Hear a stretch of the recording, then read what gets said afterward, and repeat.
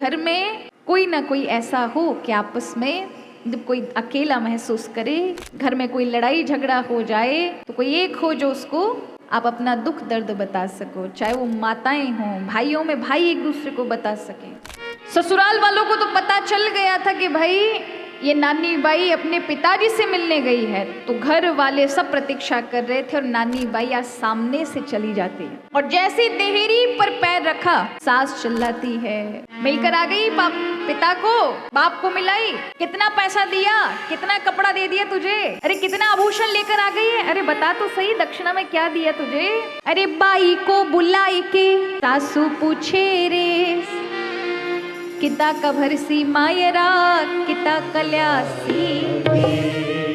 By को बुलाकर पूछती है, जरा क्या क्या लेकर आए तुम्हारे पिता, कितनी दक्षिणा दे दी, क्या क्या तिलक में ले आई। नानी बाई चुप है, पूरे घर वाले जेठानी सास दादी सास सब बैठ करके और नानी बाई को बीच में रख करके सुना रहे। इतनी बड़ी उससे गई थी, जब घर में कोई गया नहीं तो तू क्यों गई। कभी ऐसा नहीं करना चाहिए महाराज, ऐसा बेटी को कभी किसी को ऐसा ससुराल ना मिले कि पिता आए या घर से कोई ऐसा आए तो लोग संपत्ति पर या कितना सामान आया उस पर लड़े।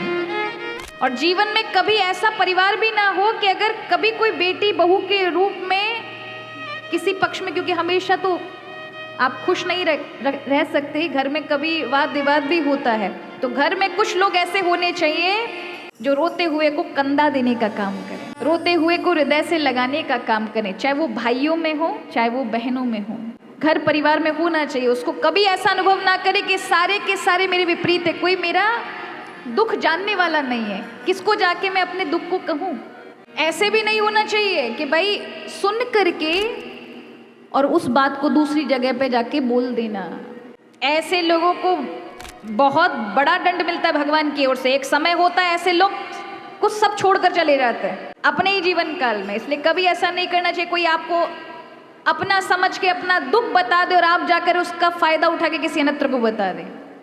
ये कभी नहीं करना चाहिए, नहीं तो कर्म का परिणाम बहुत बुरा भोगना पड़ता है। तो हमेशा ऐसा बनिए कि घर में कोई ना कोई ऐसा हो कि आपस में जब कोई अकेला महसूस करे, घर में कोई लड़ाई झगड़ा हो जाए तो कोई एक हो जो उसको आप अपना दुख दर्द बता सको, चाहे वो माताएं हों, भाइयों में भाई एक दूसरे को बता सके। अगर आपको कोई ना मिले, ना परिवार में कोई ऐसा है ना भाइयों में कोई ऐसा है, तो ये याद रखना कोई अनाथ नहीं है, सबके नाथ भगवान है।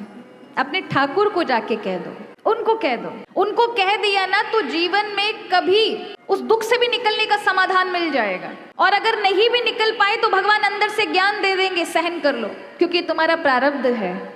और उतनी शक्ति भी मिल जाएगी कि आपके रोते हुए आंखों में अश्रु बंद हो जाएंगे, एक आत्मिक शांति मिल जाएगी। जब प्रभु को लगता है ना कि ये मैं हटा दूं तो वो दुख हटा देते हैं, लेकिन जो प्रारब्ध में अड़ चुका है, जिसका परिणाम मिलने के लिए तैयार है, उसको प्रभु नहीं, प्रभु अंदर से ही ज्ञान देते हैं, इसे सहन करो।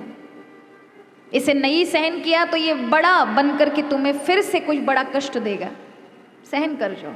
इसलिए जीवन में कोई अनाथ नहीं है। जब भी कोई ऐसा कष्ट आए तो अपने ठाकुर को जाके कह दो, वो हल भी कर देंगे उस समस्या से।